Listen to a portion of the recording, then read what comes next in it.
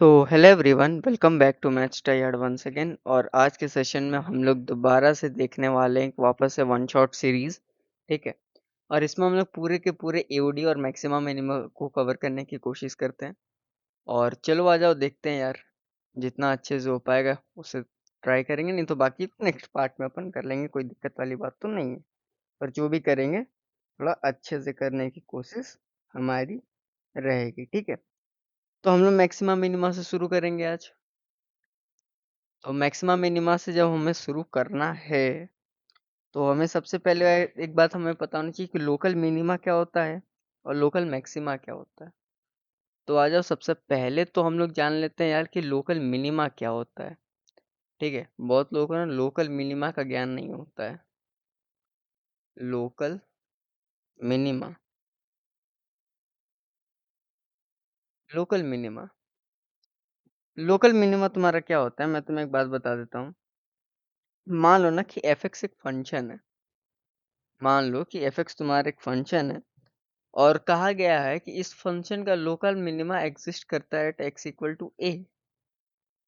F x एक function है और इसका लोकल मिनिमा जो है वो एग्जिस्ट करता है एट एक्स इक्वल टू ए। ठीक। तो ये लोकल मिनिमा तब एग्जिस्ट करेगा जब ये इस कंडीशन को सेटिस्फाई करे। ठीक। जहाँ एक्स तुम्हारा बिलोंग करेगा for all x belongs to, all x belongs to a minus h से ए प्लस एच। ठीक है। ठीक है, डोमेन ऑफ एक्स। कोई दिक्कत? जी सर, कोई दिक्कत नहीं है।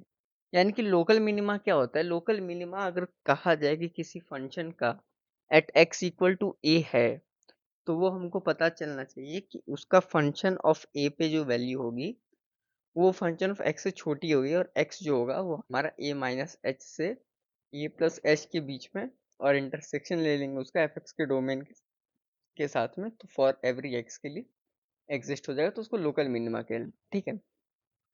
अब नेक्स्ट पेज पे आ जाओ। सर ये तो समझ गए हैं। अब सर बताइए लोकल मैक्सिमा क्या होता है? Local maxima. ठीक है। लोकल मैक्सिमा क्या हो जाता है? Local maxima,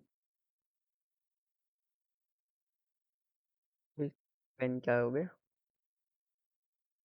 local maxima.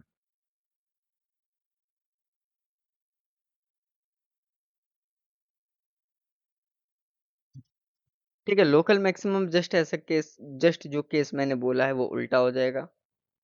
मतलब कि देखो यार, इसमें मतलब तुम एक तरह से समझ सकते हो कि इसमें क्या होता था।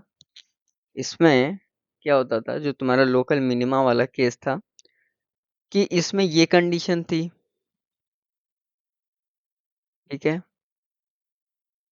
इसमें ये कंडीशन सेम रहेगी, ये फॉर एवरी एक्स वाली। ठीक है, वो कंडीशन सेम रहेगी। ये वाली कंडीशन में इनइक्वालिटी बदल जाएगी।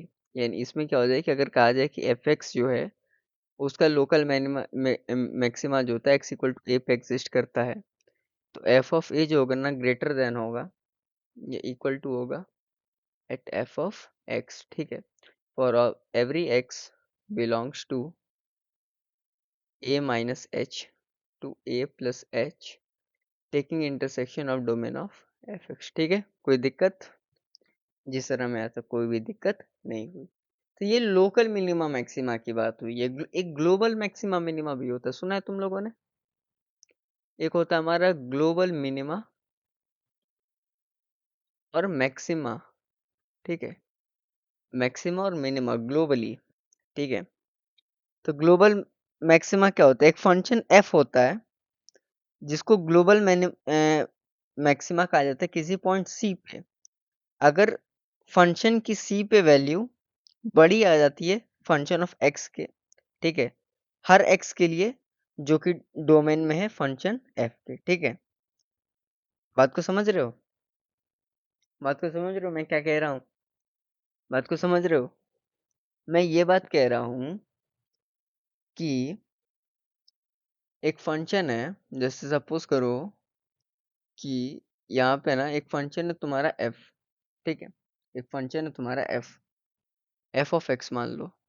मैं कह दिया कि एट एक्स इक्वल टू सी, ठीक है, इस फंक्शन का ग्लोबल इस फंक्शन का ग्लोबल मैक्सिमा एग्जिस्ट करेगा, मैक्सिमा एग्जिस्ट करेगा। तो तुम बोलोगे कि सर इसका मतलब है कि एफ ऑफ सी जो होगा ना, वो जस्ट बड़ा हो जाएगा एफ ऑफ एक्स से, ठीक है। और किसके लिए? फॉर ऑल एक्स, ठीक है, for all x in domain of F, F of x, ठीक है। तो ये ग्लोबल मैक्सिमा हो जाएगा। अब इसमें जस्ट करो, वही काम करोगे, इनइक्वालिटी का साइन बदल दोगे। यानी कि एफ एक्स की बात कह रहा हूँ मैं, ये कहता रहा हूँ कि एक्स इक्वल टू सी जो है वो ग्लोबल मिनिमा होगा, वो ग्लोबल मिनिमा हो जाएगा। तो तुम बोलोगे कि सर एफ ऑफ सी जो होगा ग्रेटर होता था एफ ऑफ एक्स से, तो ग्लोबल मैक्सिमा हो जाता था।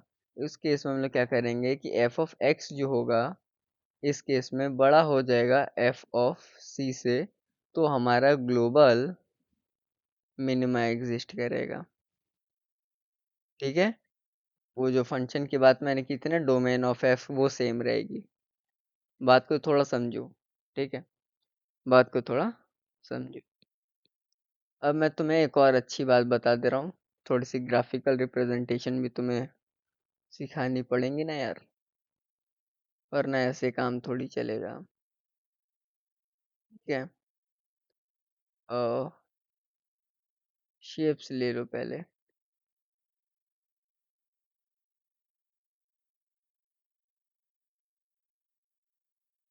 ठीक है। जैसे सपोज करो कि मैंने ग्राफ बना दिया इस तरह से कुछ, इस तरह से मैंने कुछ ग्राफ बना दिया, ठीक है। और इसको ना ऐसे मत करो, इसको ना थोड़ा सा ऐसे कर लो, ऐसे कर लो, ठीक है। तो ये क्या होगा तुम्हारा?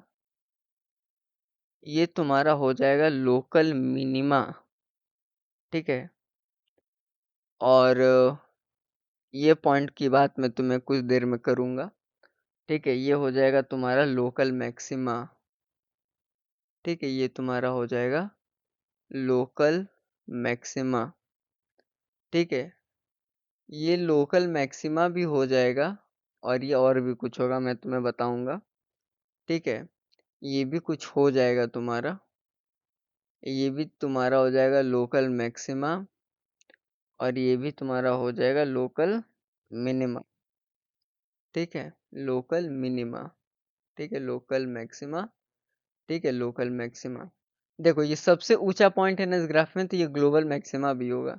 और ये सबसे निचला पॉइंट है ना ये वाला, तो ये ग्लोबल मिनिमा हो जाएगा, और ये लोकल मिनिमा हो जाएगा, लोकल मिनिमा, ठीक है। इस बात को थोड़ा समझ के रखना, ठीक है, समझे।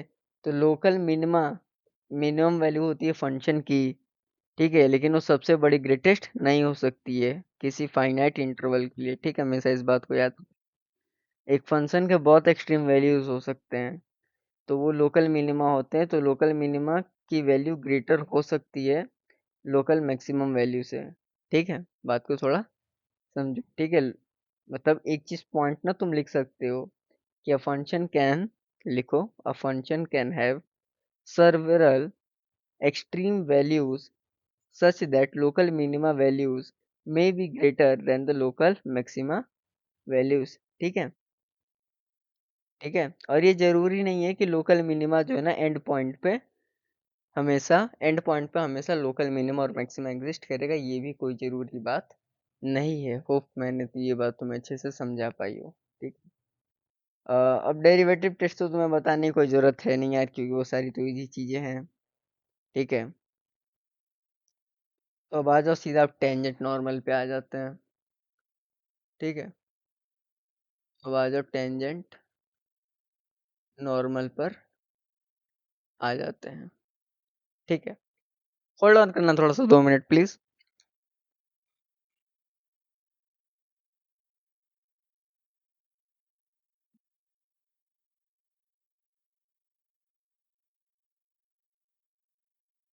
ठीक है।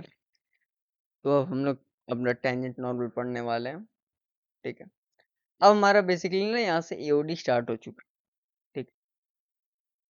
टेंजेंट क्या होता है किसी भी कर्व का? टेंजेंट क्या होता है? सपोज करो कि ये कर्व है, ये एक कर्व है।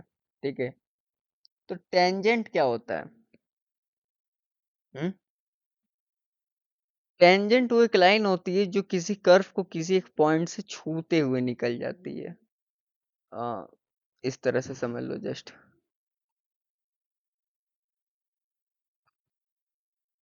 अब कैसे बनाऊं यार मैं? बस इस तरह से कुछ समझ लो यार। छूते हुए ये निकल गई। तो ये क्या है तुम्हारी? Point P. और ये क्या है तुम्हारा? टेंजेंट। ये क्या है तुम्हारा? टेंजेंट क्या होता है कि एक वो पॉइंट होती है जो कि किसी आ, मतलब किसी एक फिगर को एक पॉइंट पे छू करके निकल जाती है। वो एक एक्सटर्नल लाइन होती है। ऐसा नहीं है कि तुम ऐसा नहीं कह सकते हो कि सर ये एक सर्कल है, वो एक आई और यहाँ से एक पॉइंट से छू के निकल गई, ये भी टेंजेंट है। नहीं, वो एक एक्सटर्नल पॉइंट होनी चाहिए। वो एक एक्सटर्नल पॉइंट होनी चाहिए। ठीक है। और बहुत सारे टेंजेंट्स तुम ड्रॉ कर सकते हो यार। ठीक है। मतलब लो, एक टेंजेंट ऐसे हो गया, एक ऐसे हो गया टेंजेंट। ठीक है। एक टेंजेंट ऐसे हो गया, तो तुम अलग अलग तरह से टेंजेंट्स बना सकते हो। ठीक है। Tangent one, tangent two, tangent three. ठीक है। और तुम एन नंबर ऑफ टेंजेंट्स बना सकते हो। ठीक है। नॉर्मल क्या होता है? ठीक है। अब नॉर्मल क्या होता है? टेंजेंट और नॉर्मल पढ़ रहे हैं तो ठीक है सर। तो नॉर्मल क्या होता है हमारा? जो टेंजेंट के ऊपर जो परपेंडिकुलर लाइन गिरती है ना, उसको नॉर्मल कहते हैं। समझे? जैसे कि जैसे कि ये टेंजेंट है और इसके ऊपर ये परपेंडिकुलर लाइन ऐसे गिरा दो। ठीक है। ऐसे। तो ये क्या हुई? ये नॉर्मल हो गई। ये क्या हो गई? ये नॉर्मल हो गई। ठीक है। समझे? A line which is perpendicular to the tangent to the point. ठीक है। वो नॉर्मल हो गई। जैसे ये लाइन है, जैसे सपोज करो फॉर टेंजेंट टू, ये तुम्हारा हो गया। ठीक है। फॉर टेंजेंट थ्री तुम्हारा ये हो सकता है, फॉर टेंजेंट वन तुम्हारा ये हो सकता है। ठीक है। 90 डिग्रीज बनना चाहिए। तो वो बात है यार, वो टेंजेंट होती है। ये नॉर्मल है। ठीक है। इसको नॉर्मल कहते हैं। तो मैं एक बार यहाँ पे लिख देता हूँ डेफिनेशन, हो सकता है कि तुम लोग को जरूरत पड़े। ये होता है परपेंडिकुलर। ये होता है perpendicular line, line perpendicular to the line perpendicular to the tangent tangent at the point of contact, at the point of contact is called normal, is called normal। ठीक है। इतनी अच्छी अच्छी से मैं तुम्हें लिखा रहा हूँ, फिर भी तुम चैनल को लाइक सब्सक्राइब नहीं करते। ठीक है। अब काफी इंपॉर्टेंट चीजों मैं तुम्हें बताने वाला हूँ इस पूरे वीडियो का, तो थोड़ा काफी अच्छे से सुनना इसको। ठीक है। अब एक बात बताओ। थोड़ा सा तुम एक बात बताओ कि मान लो P है x1 y1, x1 और y1। ठीक है। P क्या है तुम्हारा? x1 y1। बात को समझो। जब तुम डेरिवेटिव निकालोगे ना P, पॉइंट P पे, x1 y1 पे, तो ये तुमको स्लोप दे देगा टेंजेंट का, उस कर्व का। ठीक है। At point P। बात को समझो। अगर तुम पॉइंट P पर डेरिवेटिव अगर तुम निकाल लोगे तो ये टेंजेंट का स्लोप दे देगा कर्व के अक्रॉस, मतलब कर्व कर्व पे जो भी टेंजेंट रहेगा ना वो उसका स्लोप दे देगा। अगर तुम इसको मैथमेटिकली अगर तुम थोड़ा देखो तो अगर तुम इसका डेरिवेटिव ले लोगे ना, F dash of X one, ठीक है, is equal to D Y by D X of X one comma Y one, ठीक है, is equal to slope of tangent, या स्लोप लिख दो ना, slope of tangent, slope of tangent, ठीक है, slope of tangent at P X one comma Y one, ठीक है, इसको कई बार एम भी कह दिया जाता है, ठीक है, इसको कई बार स्लोप को एम भी कह दिया जाता है, बेसिकली हम लोग इसको ज्योमेट्री में यूज करते हैं। ये पहला पॉइंट की बात है। दूसरी काम की बात, थोड़ा इधर देखो, दूसरी काम की बात, दूसरी काम की बात ये कि अगर तुमको इक्वेशन ऑफ टेंजेंट लिखना है, अगर तुमको इक्वेशन ऑफ टेंजेंट लिखना है, मान लो किसी at X X one comma Y one point पे लिखना है, तो कैसे लिखोगे? तो उसको तुम लिखोगे Y minus Y one is equal to D Y by D X of X X one comma Y one, ठीक है, इंटू में एक्स माइनस एक्स वन, ठीक है, इसको थोड़ा सा याद रख लो, ठीक है, इसको थोड़ा सा दिमाग में याद रख लो। काम नंबर 3 की बात, अगर वही तुमको इक्वेशन ऑफ नॉर्मल किसी दिन लिखना पड़ गया, तो थोड़ा दिक्कत हो सकता है तुमको। अगर उसी X one comma Y one point पे अगर तुमको इक्वेशन ऑफ नॉर्मल लिखना पड़ गया, तो कुछ दिक्कत वाली बात होगी क्या? नहीं होगी। तुम मेरे स्टूडेंट हो, ठीक है, क्या होगी, Y minus Y one is equal to, minus कर लोगे, वन बाई कर लोगे D Y by D X, ठीक है, D Y by D X, जी हाँ, ये फिर से वही है, X one comma Y one ही है, ठीक है, into X minus X one, ठीक है। सो तुम नहीं डरोगे इससे भी, ये भी तुमको याद होना चाहिए, समझे? अब मैं तुम्हें कुछ और बेसिक बेसिक बातें बता दे रहा हूँ। अभी तक देखो मैंने तुम्हें इतनी सारी चीज़ें बताई है, मैं रिकैप करा दे रहा हूँ, ठीक है। लोकल मिनिमा क्या होता है, थोड़ा सा ये डेफिनेशन देख लो कि एफ ऑफ एक्स को, अगर एक्स इक्वल टू ए पे कोई लोकल मिनिमा है तो एफ ऑफ ए छोटा रहेगा एफ ऑफ एक्स से, ठीक है। ये सारी चीज़ें लोकल मिनिमा मैक्सिमा तुम्हें मैंने इसलिए बताई क्योंकि कई बार एओडी में काम आ जाता है, ठीक है, तो ये सब इसीलिए मैंने बताई है। अब कुछ इंपॉर्टेंट नोट बता रहा हूँ जिसे तुम लिखो, उसके बाद कुछ चीज़ें और है, उसके बाद बता के छुट्टी हो जाएगी तुम्हारी, ठीक है। जैसे कि पहला नोट तुम ये लिखो कि the point P X one Y one will satisfy the equation to the curve and the equation of tangent of line and normal, ठीक है।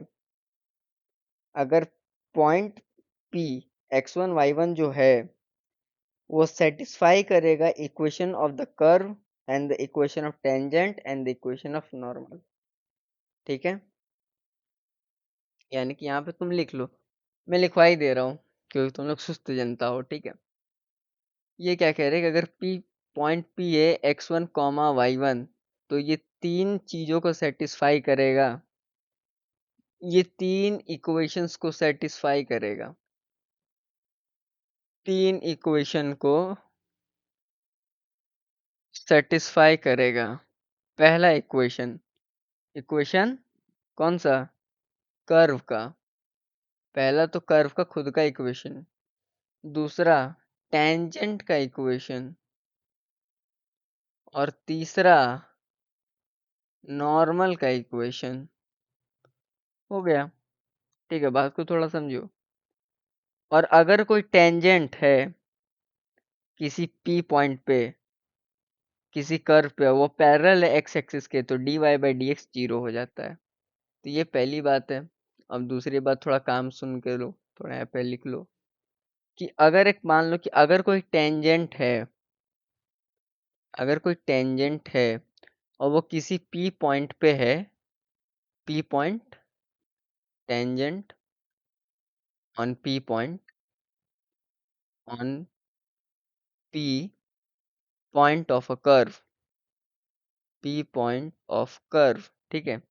वो P पॉइंट है किसी कर्व के, ठीक है, और वो पैरेलल ऑफ एक्स एक्सिस है, और वो पैरेलल है to the to X axis, तो हमेशा उस केस में उसका dy बाई डी एक्स हमेशा जीरो होता है। इस बात को तो बहुत ज़्यादा दिमाग में याद रखना, क्योंकि पता नहीं कब काम आ जाए, ठीक है। वहीं पे अगर किसी पॉइंट P पर कोई टेंजेंट है, ठीक है, पॉइंट P पर कोई टेंजेंट है, और वो पैरेलल हो जाता है, ठीक है, और वो पैरेलल हो जाता है,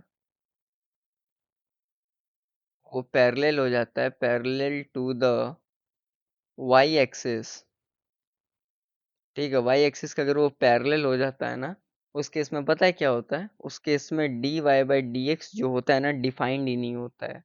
ये कभी तुम्हारा डिफाइंड ही नहीं होगा, ठीक है। तो ये दो तीन बातें तुम अच्छे से याद रखना यार, ठीक है। Angle of intersection between two curve में एक टॉपिक तो मैं एक्स्ट्रा पढ़ा दे रहा हूँ, ठीक है।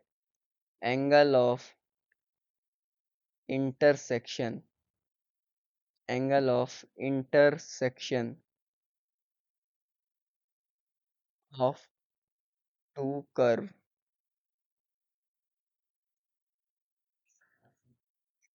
ठीक है। Angle of intersection of two curve, intersection between two curve इसको लिख लो, ठीक है। इसको थोड़ा सा अच्छे से लिख लो, इसको यहाँ पे बिटवीन लिख लो, ठीक है, बिटवीन टू। उसका मैं तुम्हें एक डायरेक्ट फॉर्मूला दे दूं, या मैं बस समझा दूं इसके बारे में? हाँ, देखो, अगर एंगल ऑफ इंटरसेक्शन दो कर्व के बीच का निकालोगे तो उसको पहले डिफाइन कैसे करोगे? वो एंगल होता है दो टेंजेंट का, जो कि ड्रॉ किया जाता है दो कर्व के इंटरसेक्शन पॉइंट पे, ठीक है। अगर तुम वैसे समझ में नहीं आ रहा है तो तुम पहले से समझो कि वो एंगल होता है दो टेंजेंट का, जिसको ड्रॉ किया जाता है दो कर्व के उस पॉइंट ऑफ इंटरसेक्शन पे जहाँ पे angle between two curve 90 degree होता है, उसको ऑर्थोगोनल कर दिया जाता है। या तुम एक सीधा नोट में, अगर तुमको ये समझ में नहीं आ रहा, अगर तुम बहुत पहले पहले बार अगर तुम सिर्फ यहीं पे ये चीजें पढ़ रहे हो, कहीं पढ़े नहीं हो, बहुत लोग ये पढ़ाते भी नहीं है, ठीक है, ये एडवांस वगैरह में काम आता है, कई बार एडवांस के ऊपर भी ये चला जाता है, ठीक है। तो तुम नोट डाल के लिख लो कि अगर कोई कर्व है X square by A square plus Y square by B square equal to one, ठीक है, और अगर कोई दूसरा कर्व है X square by C square plus Y square by D square equal to one, अगर ये दो कर्व है तो ये एक दूसरे को both will intersect, intersect orthogonally, orthogonally कहाँ पे? ऑर्थोगोनली, जब ये दोनों एक दूसरे को ऑर्थोगोनली इंटरसेक्ट करेंगे तो यहाँ पे एक कंडीशन बन जाएगा, उस कंडीशन को तुम याद कर लो, बड़ा फेमस कंडीशन है, कि वहाँ पे a माइनस सी जो होगा ना, वो b माइनस डी के इक्वल हो जाता है। तुम बस ये कंडीशन को याद करो। अगर तुमने इस पे पढ़ा है तो मैं इस पे एक अलग से वीडियो बना दूंगा, फिलहाल मैं यहाँ नहीं समझा रहा हूँ, ठीक है, क्योंकि जस्ट है ना कि अगर तुमने नहीं पढ़ा तो वेस्ट ऑफ टाइम ही है ये, ठीक है। अब कुछ और समय आ चुका है डायरेक्ट फॉर्मूलोज का। अब फिर से आ जाओ यार, फॉर्मूले की बात कर लेते हैं। इस चैप्टर में फॉर्मूला ही तो है, और कुछ तो है ही नहीं, ठीक है। इससे पहले कि अब फिर से फॉर्मूला फॉर्मूला पढ़ाया जाए, क्यों ना एक अच्छा सा ग्राफ बना लेते हैं, ठीक है, समझाने में थोड़ी सुविधा रहेगी, ठीक है। जैसे मान लो ना कि इसे थोड़ी सी ना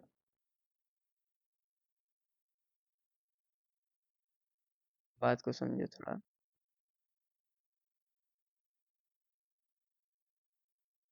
ठीक है।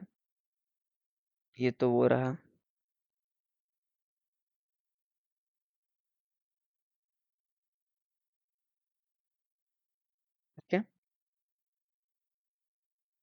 थोड़ा सा इसको घुमा ले क्या।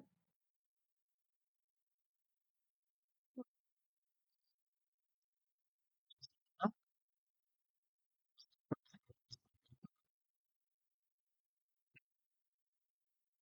और ये हमारे पास एक कर्व बन गया है जो कि मेरे बनाए हुए कर्व से तो ज्यादा ही बेहतर है। ठीक है।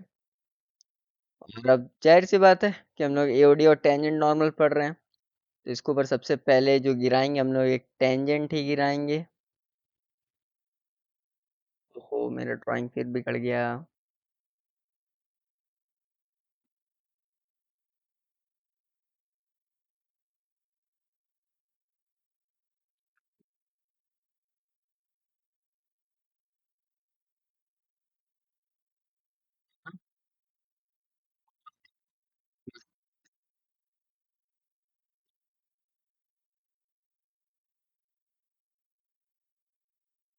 ये एक टेंजेंट हो गया। ठीक है। और एक लाइन अब ऐसे गिरा दो तुम। एक लाइन तो तुम ऐसे भी तो गिरा सकते हो। एक भी तो गिरा सकते हो। ये हो गया। और तुम एक लाइन ऐसे भी गिरा सकते हो भाई, यहाँ से डायरेक्ट। ठीक है, मैं ये सारी चीजें तुम्हें समझाने के लिए कर रहा हूँ, लेकिन तुम तब भी वीडियो को मतलब लाइक शेयर सब्सक्राइब कुछ नहीं करते हो। बात को थोड़ा समझो भाई मेरे। कर दिया करो यार, बहुत टाइम लगता है तुम्हें समझाने में। ठीक है। और ये एक डिस्टेंस हो गया तुम्हारा। ठीक है। और ये तुम्हारा दूसरा डिस्टेंस होगा जिसको मैं अभी नाप रहा हूँ, ये वाली डिस्टेंस। ठीक है। और एक डिस्टेंस तो तुम्हारी हो जाएगी ये वाली। ये भी तो तुम्हारी डिस्टेंस होगी। कौन सी? ये वाली। और यहाँ से एक लाइन खींच दो ना, कोई दिक्कत वाली बात।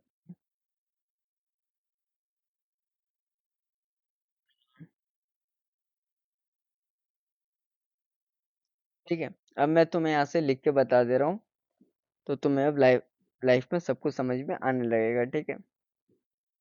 तो सबसे पहले ये जो लाइन है ये लेंथ ऑफ टेंजेंट है तुम्हारा। Length of tangent.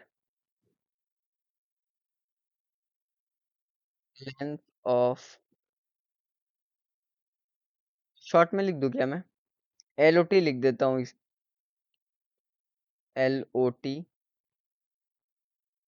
Length of tangent. It's okay. ठीक है।